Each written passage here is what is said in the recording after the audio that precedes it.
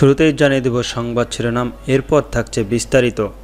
মঙ্গলবার জরুরি সংবাদ সম্মেলন ডেকেছে জাতীয় পার্টি। নির্বাচনে আওয়ামী লীগ নেতাদের অযোগ্য ঘোষণার দাবি।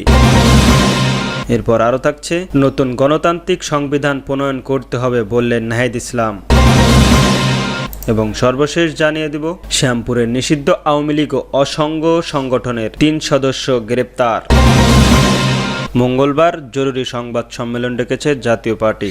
জাতীয় পার্টি বর্তমান সাংগঠনিক পরিস্থিতি ও আগামী দিনের করণীয় নিয়ে জরুরি সংবাদ সম্মেলনে আয়োজন করেছে দলটির কেন্দ্রীয় কমিটি। মঙ্গলবার 8 জুলাই 2025 দুপুর 12টায় রাজধানীর বাড়িবাঁধার দলের কো-চেয়ারম্যান সাবেক মন্ত্রী ব্যারিস্টার আনিসুল ইসলাম মাহমুদের বাসভবনে এই সম্মেলন অনুষ্ঠিত হবে। সংবাদ সম্মেলনে জাতীয় পার্টির সিনিয়র কোর্স chairman barrister Anisul Islam Mahmud, co-chairman AB Ruhul Amin Howlader পার্টির শীর্ষ নেতাদের বক্তব্য রাখবেন। সংবাদ বিজ্ঞপ্তিতে গণমাধ্যমের পক্ষ থেকে সংশ্লিষ্ট প্রতিবেদক ও ক্যামেরা পোষককে উপস্থিত থাকার অনুরোধ জানানো হয়েছে। প্রেস ক্লাব ইউনিট ও কূটনৈতিক রিপোর্টারদের সংবাদ সম্মেলনে কাভার করার অনুরোধ করা হয়েছে। সংবাদ সম্মেলনের মাধ্যমে জাতীয় পার্টির সাম্প্রতিক রাজনৈতিক অস্থিরতা ও দিক নির্দেশনা নিয়ে বিস্তারিত আলোচনা হবে বলে ধারণা করা হয়েছে। নির্বাচনে আওয়ামী লীগ নেতাদের অযোগ্যের ঘোষণার দাবি।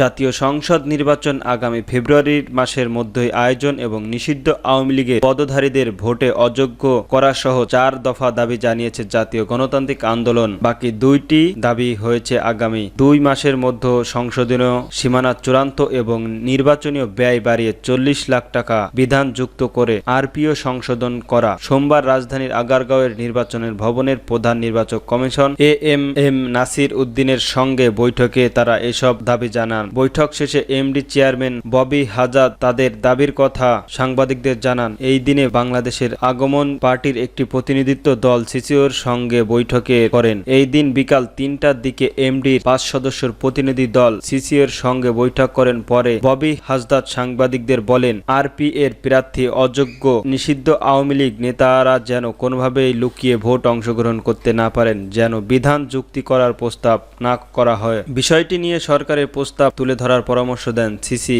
এই প্রশ্নের জবাবে এমডি চেয়ারম্যান বলেন, অন্তর্বর্তী সরকার যদি আইন পাশ করে প্রজ্ঞাপন জারি করে, আইনের লেটার অব দ্য মোমেন্ট হতে পারে নিবন্ধন স্থগিত। যতক্ষণ পর্যন্ত স্থগিত না উঠানো হচ্ছে ততক্ষণ পর্যন্ত আওয়ামী লীগ নির্বাচন করতে পারবে না। আরেকটি প্রশ্নের জবাবে তিনি বলেন, আওয়ামী লীগ ফেব্রুয়ারির প্রথমার্ধে জাতীয় নির্বাচনের সম্ভাব্য তারিখের নির্বাচনের অনুকূল পরিবেশ তৈরির লক্ষ্যে নির্ধারিত সব রাজনৈতিক সংগঠনের সঙ্গে সংলাপ আয়োজন করতে হবে। নির্বাচনে বয়স সীমা বাড়ানোর দাবি জানিয়ে এমডি চেয়ারম্যান বলেন, প্রার্থীদেরকে যদি বিলবোর্ডের ভাড়া করে দেওয়া হয় তাহলে 40 লাখ টাকা ব্যয় নির্বাচিত প্রস্তাব সম্ভাব্য নয়, এটাই বাস্তব। এদিন বিকাল 4টার পরে প্রধান নির্বাচন কমিশনারের সঙ্গে বাংলাদেশের আম জনগণ পার্টির আহ্বায়ক মোহাম্মদ রফিকুল আমিনের নেতৃত্বে 5 সদস্যের প্রতিনিধি দল সাক্ষাৎ করেন। প্রতিনিধিত্ব প্রত্যাশীদের এই দলটির প্রতীক আনসার পরে রফিকুল আমিন বলেন, আমরা সিসিওর সঙ্গে সৌজন্য সাক্ষাৎ করেছি, আশা করি আগামীতে একটা সুন্দর নির্বাচন হবে। আমরা চাই উৎসবমুখর নির্বাচন, নতুন প্রজন্মের মাধ্যমে এই দেশের একটি নেতৃত্ব সৃষ্টি করতে চাই। নতুন গণতান্ত্রিক সংবিধান প্রণয়ন করতে হবে বললেন নাহিদ ইসলাম। জাতীয় নাগরিক পার্টির এনসিপির আহ্বায়ক নাহিদ ইসলাম বলেছেন যে সংবিধান বাংলাদেশের সমাজ ও রাষ্ট্রকে বিভাজিত করেছে, তাদের এটি অন্তর্ভুক্তিমূলক রাষ্ট্র পরিণত করেনি। সেই সংবিধানে পরিবর্তন করে নতুন গণতান্ত্রিক সংবিধান প্রণয়ন করতে হবে, যেখানে মুক্তিযুদ্ধ, গণ অভ্যুত্থান ও ব্রিটিশ বিরোধী 1947 সালের জন আকাঙ্ক্ষার কথা থাকবে। সোমবার সন্ধ্যার দিকে সিরাজগঞ্জ শহরের মুক্তি সোপনের এক পথসভায় তিনি এসব কথা বলেন। নাহিদ ইসলাম বলেন, যারা গণহত্যা চালিয়ে আমাদের ভাইদের হত্যা করেছে তাদের বিচার না করে নির্বাচন নয়, বিচার ও সংস্কারের পরেই নির্বাচন। এনসিপির এই নেতা সিরাজগঞ্জের তাঁত শিল্পের ঐতিহ্য তুলে ধরেন। এই শিল্পের আমরা গর্ব হতে পারবো, কিন্তু আমরা যেটা সারা বিশ্বে তুলে ধরতে পারিনি। আমরা চাই আগামীতে বাংলাদেশের সিরাজগঞ্জের শিল্প ও ঐতিহ্য পুরো বাংলাদেশ নয়, পুরো পৃথিবীর বুকে তুলে ধরবো। এই জেলার মানুষের কর্মসংস্থান হবে, সুচিকিৎসা ও শিক্ষা ব্যবস্থা হবে। তিনি আরো বলেন, আপনাদের বিচার করতে হবে কারা ফ্যাসিবাদীদের বিপক্ষে লড়ছে, কারা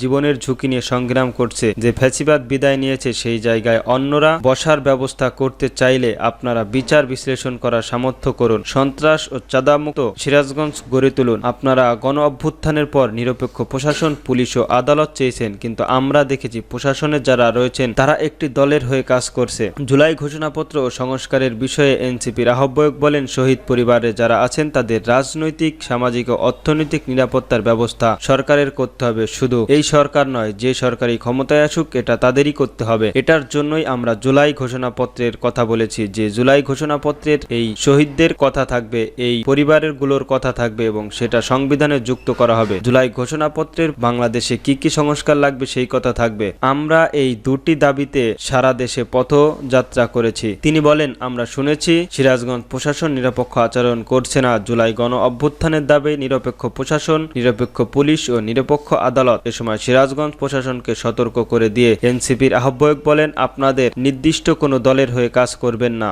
এ সময় জাতীয় পার্টির আহ্বায়ক নাহিদ ইসলাম ছাড়াও প্রমুখ, নাসির উদ্দিন পাটোয়ারি সিনিয়র যুগ্ম সদস্য সচিব, তাসনিম যারা যুগ্ম সদস্য সচিব, মহিম সরকার মুখ্য সংগঠক, সার্জিস আলম ও প্রমুখ উপস্থিত ছিলেন। শ্যামপুরে নিষিদ্ধ আওয়ামী লীগ ও অঙ্গ সংগঠনের 3 সদস্য গ্রেপ্তার।